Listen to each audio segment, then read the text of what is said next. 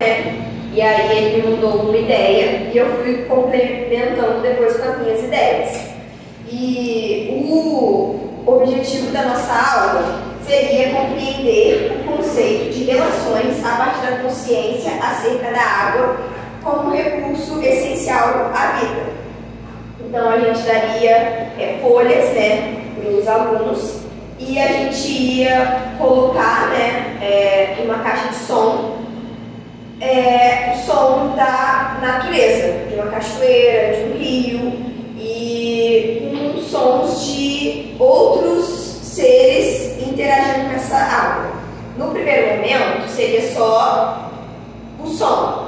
E aí, esses sons mesmo que você tem pássaro cantando, aí você ouve um bicho que chega, para eles conseguirem,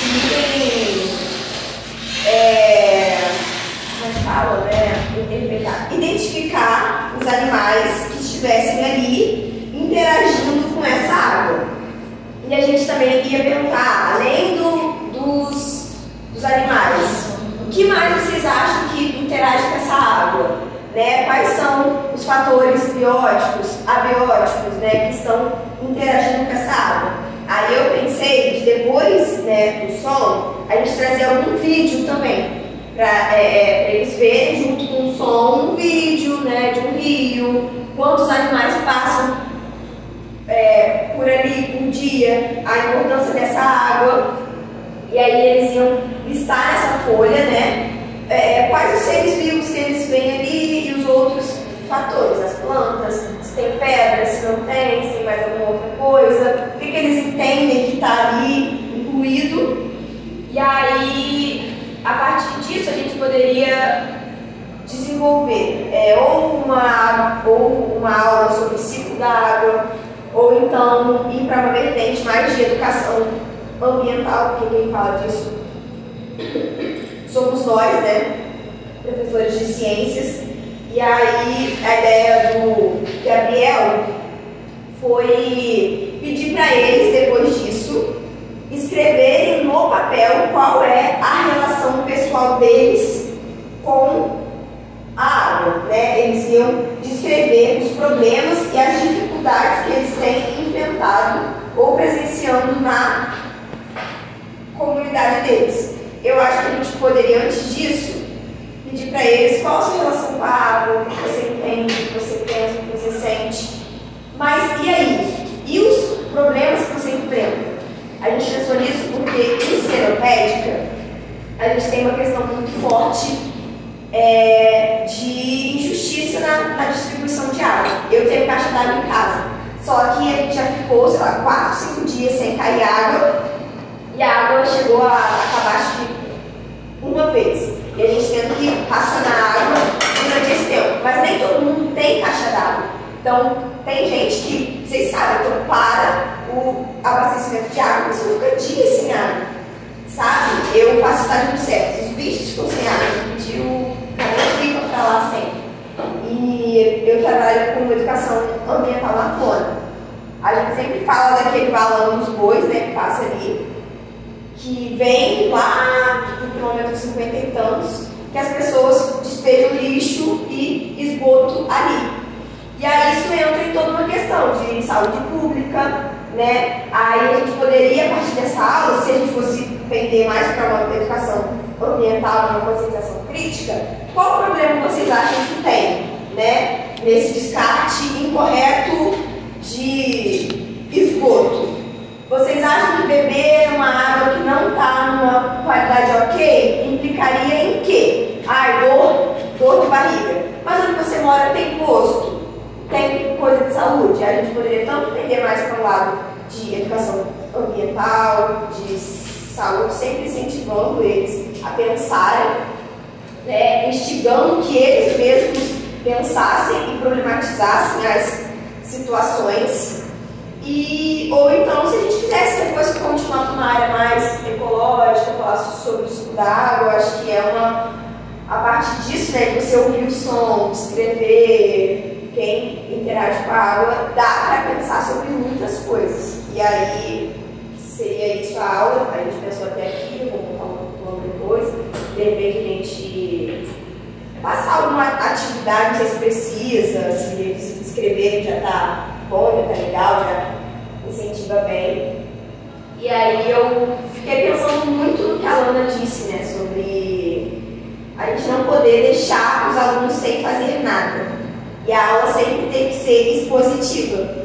E aí o Gabriel até falou, você acha que cabe a gente falar algo antes? Eu falei assim, não, acho que não cabe. Acho que nessa aula, principalmente, talvez a gente nem explicar nada. Ser realmente uma aula de trazer os alunos pra cá, sabe? Acho que eles iam dar uma surtada, né? Tipo, começar a aula numa caixa de som, ouçam aí, pensem o que está acontecendo, escrevam, vai ser super diferente. E aí eu lembrei de uma aula de didática que eu fiz com a Simone, que ela falou que quando ela estudava, a professora dela de geografia levava em toda a aula um mapa para eles pintarem. E a professora explicava enquanto os alunos estavam pintando o mapa. E ela falou que ela aprendia muito mais do que se ela estivesse assim.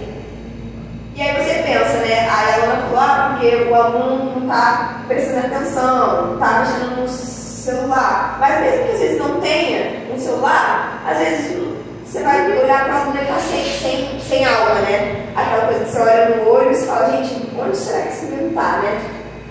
Não está aqui. Meu professor de geografia falava que dava para ler a aula. Exatamente. Você olha para o aluno e fala, gente, onde a alma desse menino está? Porque aqui não está. E aí, às vezes, a gente pensar que é legal você trazer algo, sabe? Será que a gente, enquanto professores de ciências, a gente não pode trazer para a nossa aula alguma coisa prática? A minha professora de biologia do ensino médio, isso eu estava no segundo ano, ela fazia isso. Ela ia dar aula de célula, de membrana, ela imprimia e dava para todo mundo pintar na aula. Aí ela falava, gente, semana que vem, traga os celulares. Aí a gente ficava, ai que saco, ela tá achando que a gente tem quantos anos? Né? Com 16 anos, eu vou trazer a foto e tal. Aí ela botava as cores que era pra pintar. E aí você tinha que pintar as perninhas, né? Que era assim, tudo lá, bonitinho. Você tinha que ficar pintando as perninhas, botando os nomezinhos, enquanto ela ia explicando se estava pintando, ela botava, bota o nome aqui, faz isso e tal. E aí, a prova dela era tipo assim, vocês vão poder trazer um material escrito em uma folha A4. Que a gente fazia, escrever com a menor letra possível, fazer um monte de quadradinho assim para caber a matéria inteira. A gente estudava para sintetizar, chegava na prova e ninguém usava. Tava ali, você pensava, eu olhei, mas todo mundo sabia, tirava 10 com ela. E aí isso me marcou muito, então é isso, sabe? A gente pensar que nem sempre você vai dar uma aula expositiva, vai ouvir, ou para o aluno aprender, ele tem que estar olhando fixamente para ninguém, não pode estar pintando um desenho, ou às vezes fazendo outra coisa, pensando, sentindo, interagindo com a aula, né? E aí eu gostei também desse tema de água. Eu fiquei preocupada, né? Tá todo mundo com sol, eu, gente, será que tá sol? Eu não prestei atenção nessa parte. Aí foi isso e dá pra tirar muitas coisas dessa aula, eu acho. Muito bom. Vou fazer minhas considerações. Primeiro, assim, a relação da contemplação com a aprendizagem. Né? Porque a gente escutar o som, e tem, né? Hoje a gente encontra no Spotify, né? O som da água, da chuva. Se a gente colocar lá ciclo da água, a água subir, vai ter. A gente vai achar, porque hoje se existe lá no YouTube, no Spotify, existe. E a gente contemplar, né? A gente tirar tempo de contemplação, de respirar, de como provavelmente vai ser difícil em turmas de adolescentes a gente fazer isso, mas que a gente tem que tentar. E a outra coisa, você fez uma pergunta, Letícia, uma reflexão, né, que você fez, que é assim, será que você e o Gabriel fizeram, será que a gente tem que falar antes? Você falou assim, não, é deixar eu concordo plenamente. Tem uma coisa da educação, um instrumento da educação popular que a gente usa, que é a sistematização. Então, o que é bacana fazer depois, até por registro? Depois disso tudo, vocês, como professores, coordenar uma sistematização. Então, agora vamos escrever, vamos registrar isso. Tipo o que eu faço aqui, das falas de vocês, eu escrevo no quadro os esquemas, trazer coisas para eles lerem também sobre isso. Então, a gente sistematiza. A gente não precisa falar antes, mas a gente organiza com eles o conhecimento, lembrando dos 3 momentos pedagógicos freirianos. Se vocês quem não estudou isso ainda, depois eu coloco, que é a observação, né, o estudo da realidade, a observação do conhecimento e a aplicação do conhecimento. Na aplicação, eu organizo, eu sistematizo, eu desenho, eu escrevo, eu trago um texto. Então, a gente sistematizar sempre é muito importante ao final. Porque, às vezes, o aluno, principalmente os alunos mais jovens, tem dificuldade de fazer essa junção do que a gente falou. Fala, Sofia. Eu ia até comentar da aula dele, que eu tenho trabalhado com 2 crianças, né, que moram comigo. Uma de 7 e outra de 6 e outra de 13. E eu vejo que essas aulas seriam tão legais assim, para as crianças, porque eu vejo a necessidade delas. Elas não querem pensar. Tipo, pode brincar. Não quer pensar na brincadeira. Não quer muito chato. Não quero fazer nada. É o dia inteiro assim, gente. Não quero fazer nada. Não quero saber ficar de coisas rápidas, imediatistas o tempo inteiro. Aí quando vai estudar, já quer falar tudo atropelado. Você fala, calma, vamos pensar sobre esse assunto. O que você sabe? Vamos respirar. Tipo, eles estão com ansiedade que me deixa ansiosa. Gente, calma, vamos pensar, vamos analisar o que pode fazer. E tipo, essas aulas eu vejo que tem muito potencial para trabalhar isso nas crianças hoje. Eu acho que está faltando muito. O tempo lento. Muito. O tempo lento, né? Como tá difícil a gente trabalhar isso, né? E falando sobre os 3 momentos pedagógicos, exatamente o Denis Oikov faz o contrário. O primeiro momento, na verdade, é a problematização, né? É, a problematização, que é o estudo da realidade. Então, não é você já chegar, é você chegar para o seu aluno e instigar. Eu acho que a gente falou isso numa outra aula, né? Que é muito mais interessante, que o aluno fica muito mais propício a participar daquilo ali se você primeiro instiga ele. Porque se você começa já explicando, você não faz uma pergunta.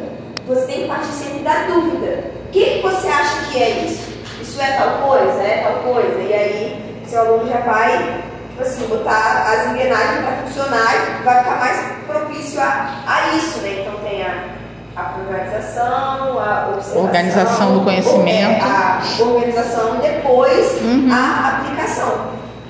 E aí agora eu tenho sempre pensado nas coisas assim e que eu vejo que funciona. Eu já fiz isso na prática, na Flona. E a problematização pode ser contemplando um som. Sim. Não precisa ser com alguém falando, perguntando coisas. Pode ser simplesmente contempla, respira. Muito bom, gostei. Viu? Muito legal.